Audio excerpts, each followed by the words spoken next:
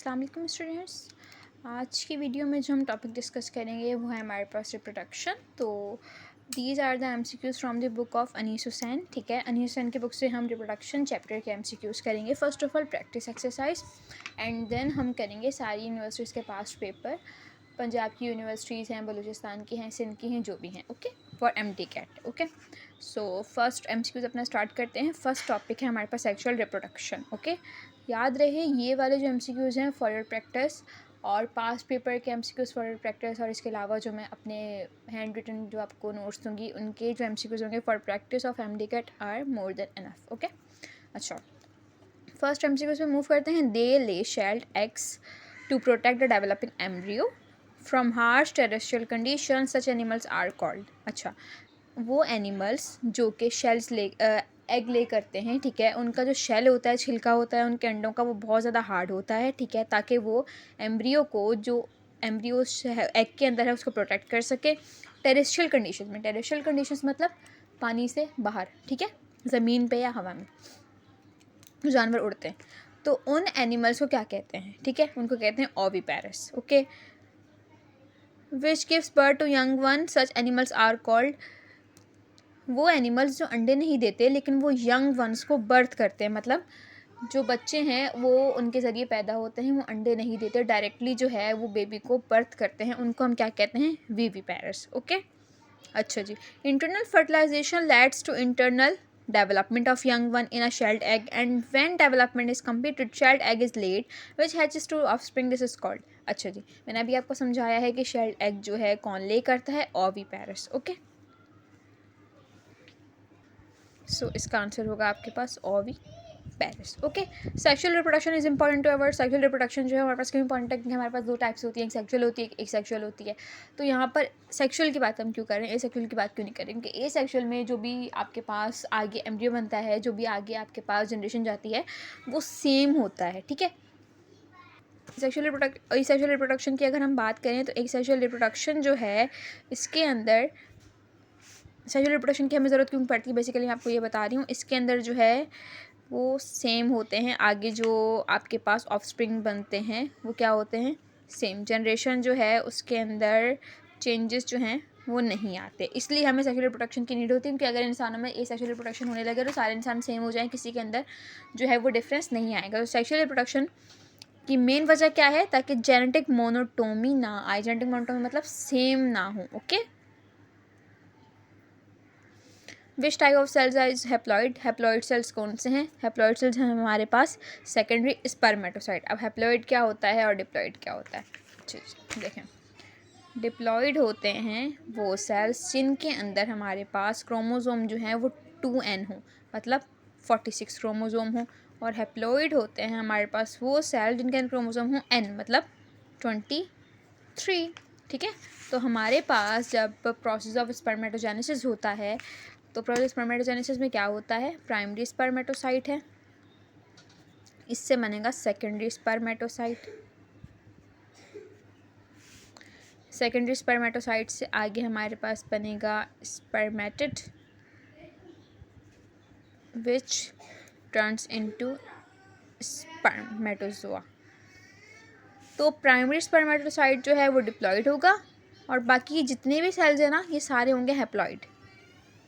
Okay, तो ये बात याद रखनी है, हैप्लॉइड कौन सा होगा, डिप्लॉइड कौन सा होगा, मैं आपको बता चुकी हूँ लिख के।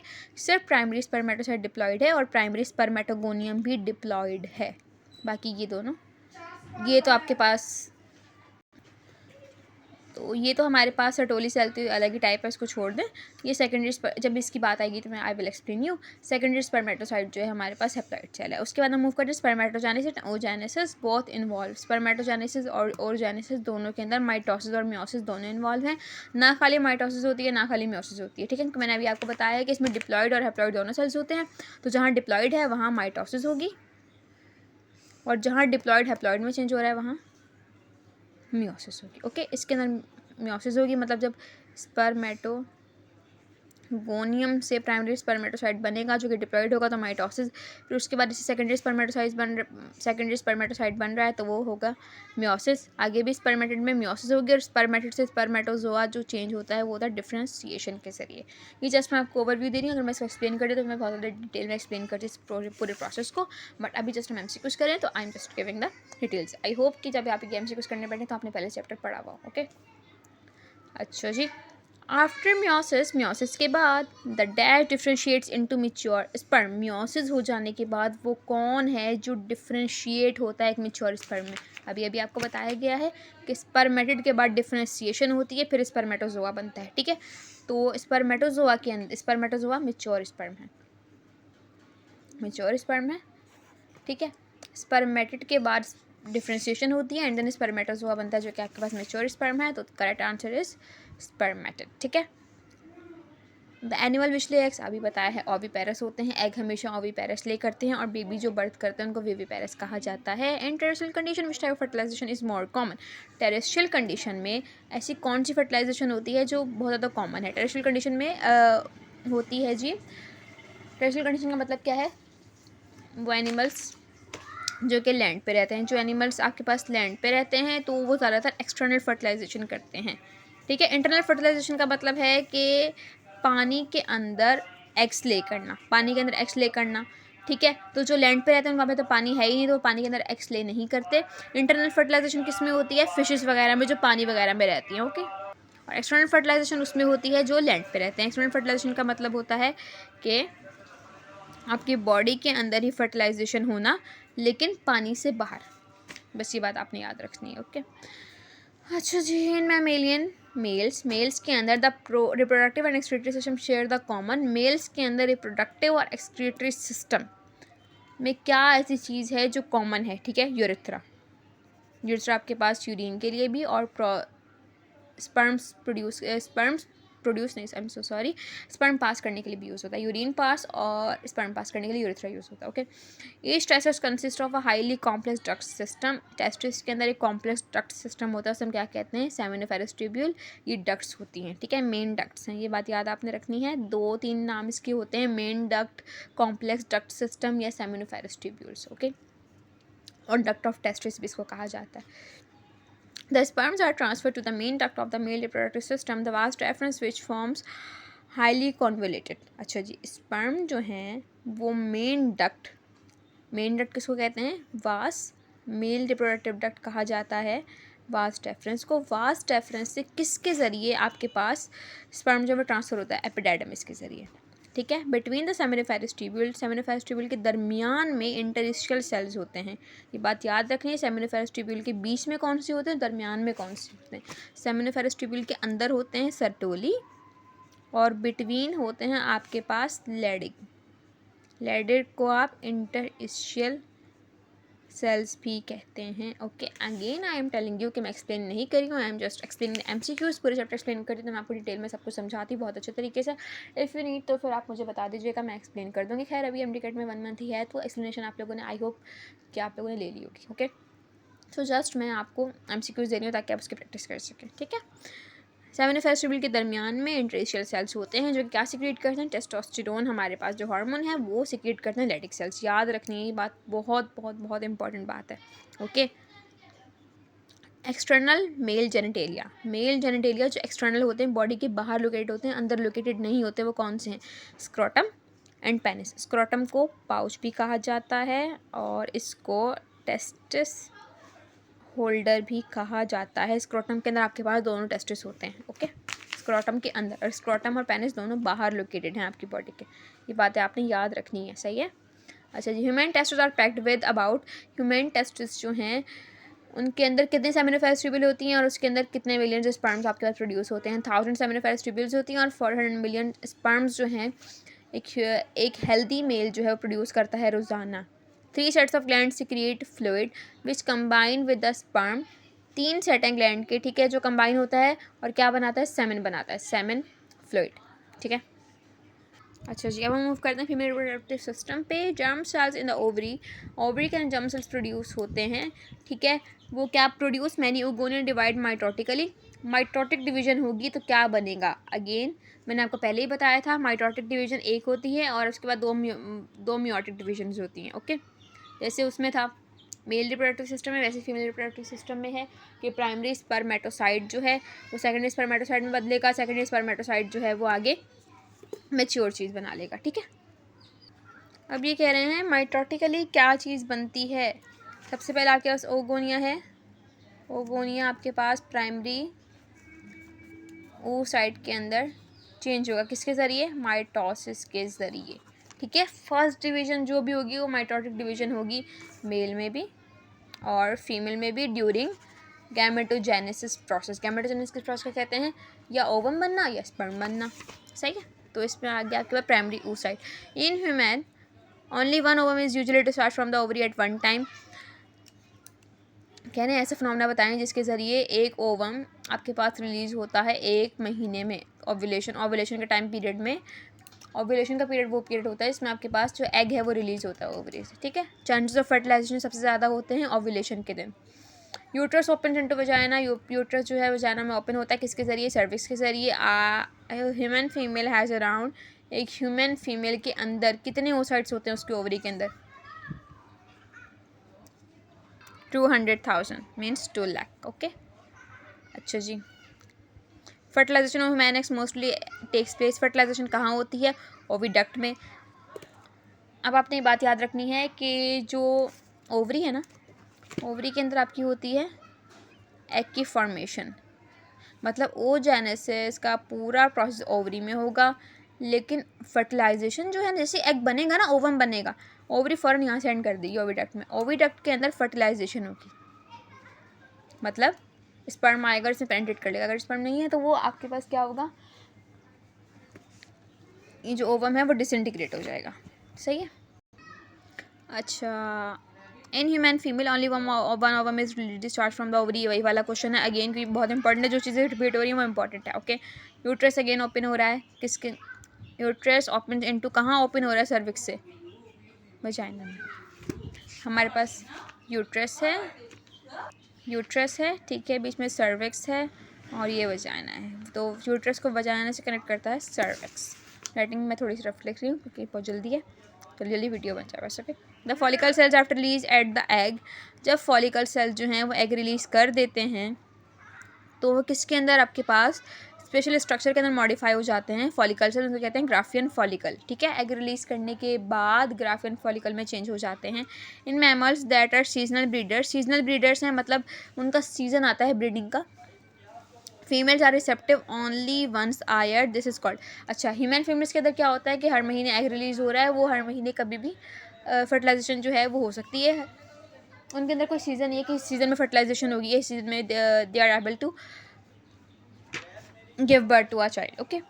अच्छा, लेकिन कुछ ऐसे मैमल्स होते हैं, जानवरों की बात हो रही है, सीजनल ब्रीडर्स हैं, कुछ सीज़न ऐसे आते हैं जिनके अंदर वो फर्टिलाइजेशन का प्रोसेस या फिर ब्रीडिंग जो है वो कर सकते हैं और उसके ज़रिए फर्टिलाइजेशन होती है एंड देन फिर आगे they are capable to give birth to the young one, ठीक है।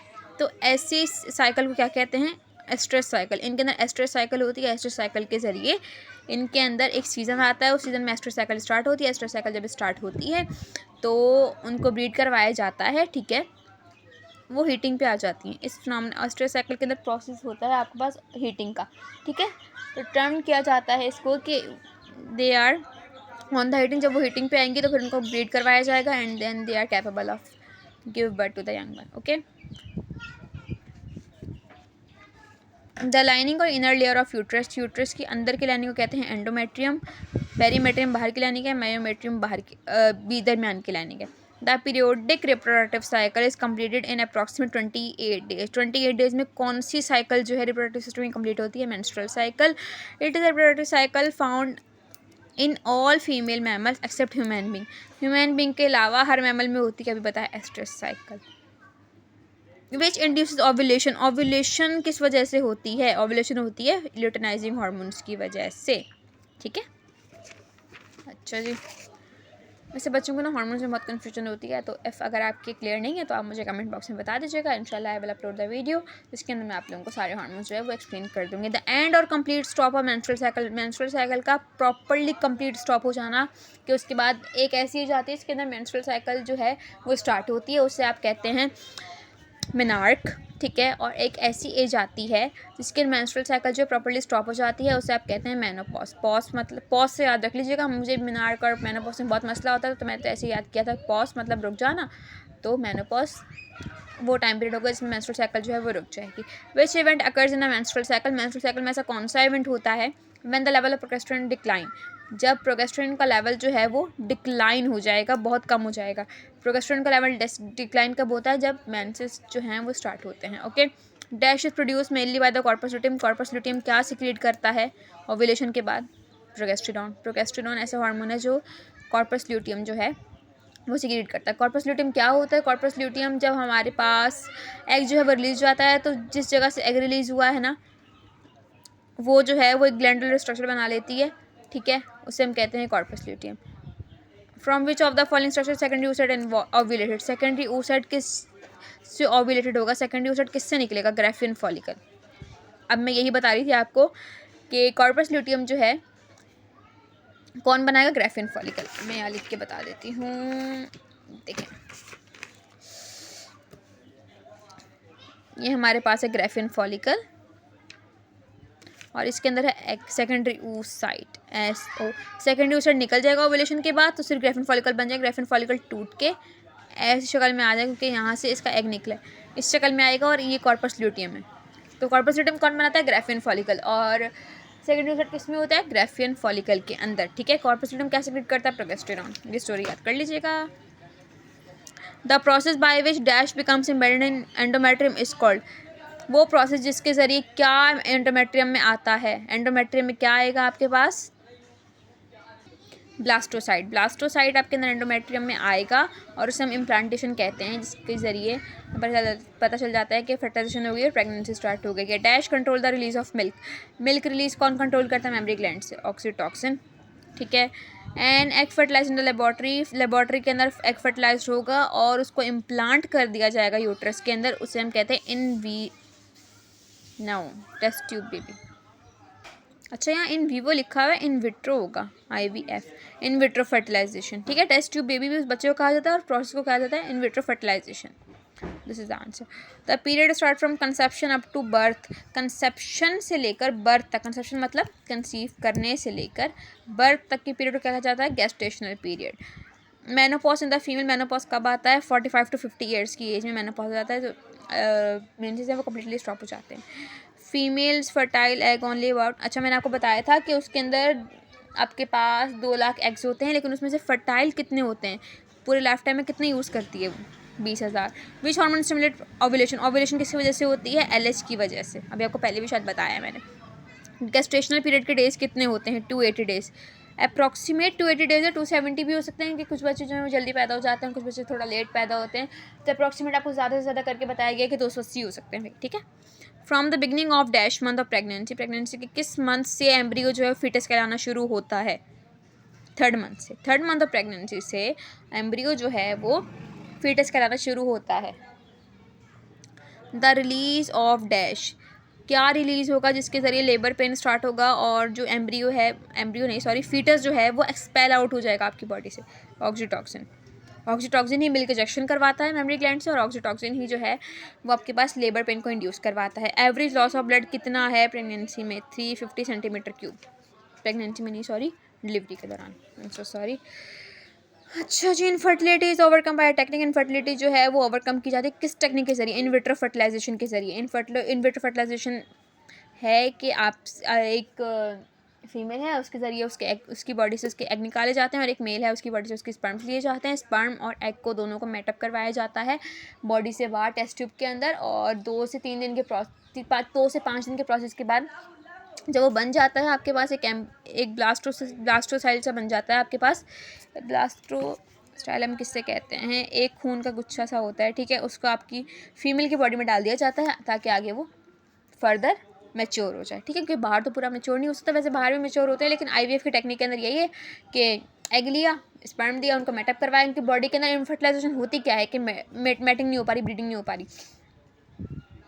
तो बाहर उसको मेटअप करवाया और उसके अंदर डाल दिया, ठीक है, यूट्रस के अंदर। तो प्रोसेस होता है in vitro fertilization. The tissue attaching the embryo to the wall of uterus, embryo को यूट्रस की वॉल से कौन अटैच करता है? प्लासेंटा, ठीक है। This hormone would be at the increase level in mother who is breast feeding. Breast feeding जब होती है, ब्रेस्ट फीडिंग का जो पीरियड होता है, सॉरी, तो उसके अंदर कौन सा हार्मोन जो है अपने पीक लेवल पे होता है? प्रोलैक्टिन। प्रोलैक्टिन मिल्क प्रोड्यूस करता है, ठीक है। Contraction of the muscle of uterus, muscle of uterus की कॉन्ट्रैक्शन कौन करवाता है? Prolactin, GnRH, gonadotropic releasing hormone, both of this या नन ऑफ दिस। मैंने आपको पहले बताया था कॉन्ट्रैक्शन जो ऑक्सीटोसिन की वजह से होती है, तो इसका आंसर है none of this. It is caused by gram positive bacteria. Gram positive bacteria Neisseria gonorrhoea की वजह से कौन सी डिजीज़ होती है? एसटीडी कौन सी होती है? जो कि म्यूकस मेम्ब्रेन को अफेक्ट करती है। गोनोरिया म्यूकस मेम्ब्रेन को अफेक्ट करती है, ये बात आपने लाजमी याद रखनी है। और ग्राम पॉजिटिव बैक्टीरिया से होती है, और नेसेरिया गोनोरिया बैक्टीरिया का नाम है, तो वो है गोनोरिया। लाजमी ये 3 चीज़ आपने याद रखनी है। अच्छा जी, it is called by spirochete treponema pallidum. Treponema pallidum से कौन सी डिजीज़ होती है? Syphilis. It is caused by herpes simplex virus type 2। Type 2 herpes simplex virus से जेनिटल हर्पीज होती है, ये वायरल डिजीज़ है। ये आपके पास बैक्टीरियल है, ये भी बैक्टीरियल है। Sexually transmitted disease caused by treponema pallidum. Treponema pallidum से आपके पास सिफिलिस होगी। और genital herpes is a type of STD. STD है, किसकी वजह से होती है जेनिटल हर्पीज? मैंने अभी आपको बताया, वायरल डिजीज़ है, वायरस की वजह से होती है। अगर एग फर्टिलाइज नहीं होगा तो क्या हो जाएगा? आपके पास मेंस्ट्रुएशन हो जाएगी। अगर एग फर्टिलाइज हो गया तो आपके पास प्रेगनेंसी हो जाएगी या इम्प्लांटेशन हो जाएगी। ओके, तो ये सारे आंसर कीज हैं, मैं आपको दोबारा से शो कर देती हूँ प्रॉपर्ली पेज। आप इसका स्क्रीनशॉट ले लीजिएगा। फर्स्ट आप ट्राई कीजिएगा कि आप खुद सॉल्व करें, एंड फिर आपको कुछ नहीं आए तो फिर आप वीडियो स्टॉप करके उसका एक्सप्लेनेशन देख लीजिएगा। सही है।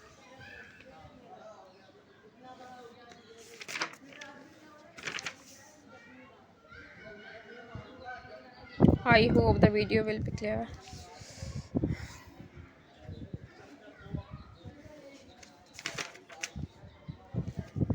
ये यहाँ हो गया है चैप्टर हमारे पास कंप्लीट, ठीक है। नेक्स्ट वीडियो में मैं फिफ्टी में अपलोड करूँगी, उसके अंदर मैं आपको 7-8 यूनिवर्सिटीज़ जो भी मेन यूनिवर्सिटीज़ हैं उनके मेरे पास पास पेपर्स हैं पूरे चैप्टर वाइज, तो मैं वो आपको एक्सप्लेन करके वीडियो अपलोड कर दूँगी। तो लास्ट में ये चीज़ें करके जाइएगा तो 98% आपका पेपर निकल जाएगा इंशाल्लाह। ओके, अल्लाह हाफ़िज़।